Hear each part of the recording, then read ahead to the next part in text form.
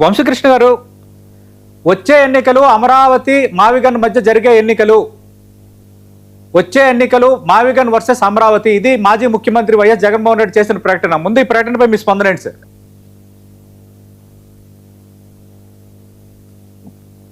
Good afternoon Satish గారు, మీకు మిత్రుడు నాగార్జున యాదవ్ గారికి అలాగే 99 టీవీ వీక్షకులందరికీ కూడా గుడ్ ఆఫ్టర్నూన్.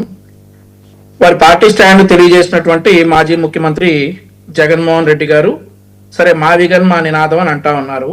సంతోషం, మీ పార్టీ స్టాండ్ తెలియజేశారు.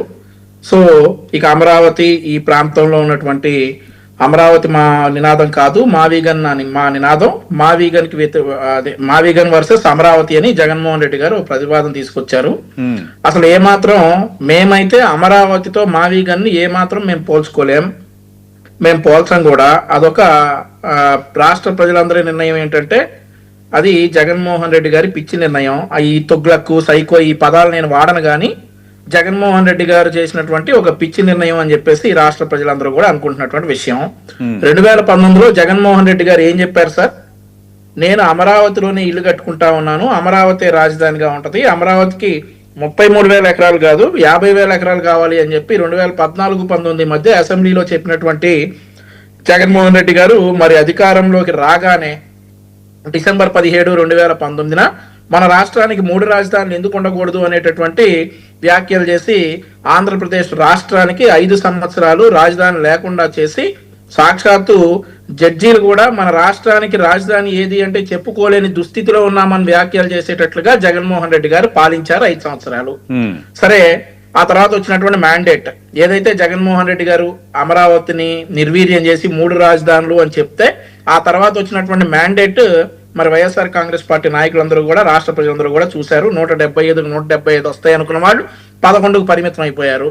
ఇదంతా కూడా కేవలం అమరావతిని నిర్వీర్యం చేయడానికి ఈ మ్యాండేట్ వచ్చిందని చెప్పి మనం అందరం కూడా అనుకుంటా ఉన్నాం.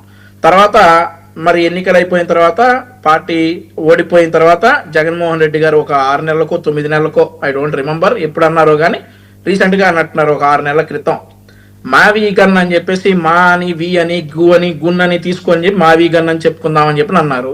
ప్రజలు మరి అప్పట్లో చాలా ట్రోల్స్ చేశారు, ఇక మనం అవన్నీ చెప్పుకుంటే బాగోదు. సో ఇది ఒక పిచ్చి నిర్ణయంగా ప్రజలు చూసుకుంటా ఉన్నారు.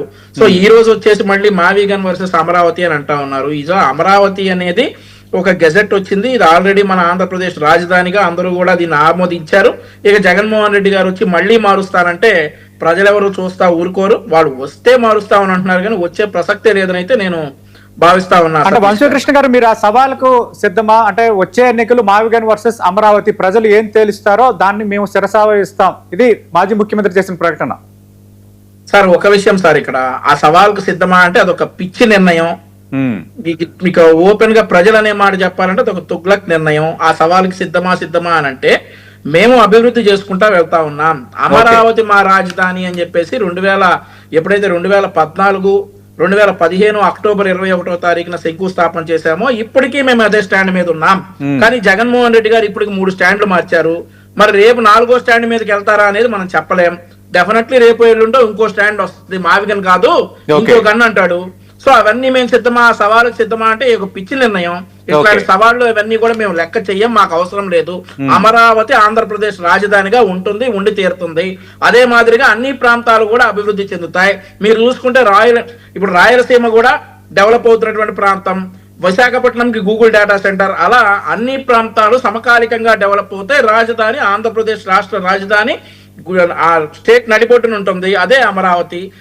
జగన్మోహన్ రెడ్డి గారు 3-4 స్టాండ్లు మార్చేసి రేపు 5వ స్టాండ్కి వచ్చి సవాల్ అంటే మేము సిద్ధమా అంటే మాకేం పని పాట లేదనుకుంటా ఉంటారేంటండి. మాకైతే క్లియర్ గా చెప్తా ఉన్నాం, అమరావతి అనే దానికి మేము కట్టుబడి ఉన్నాం, డెవలప్ చేస్తాం. నాగార్జున యాదవ్ గారు, గతంలో 3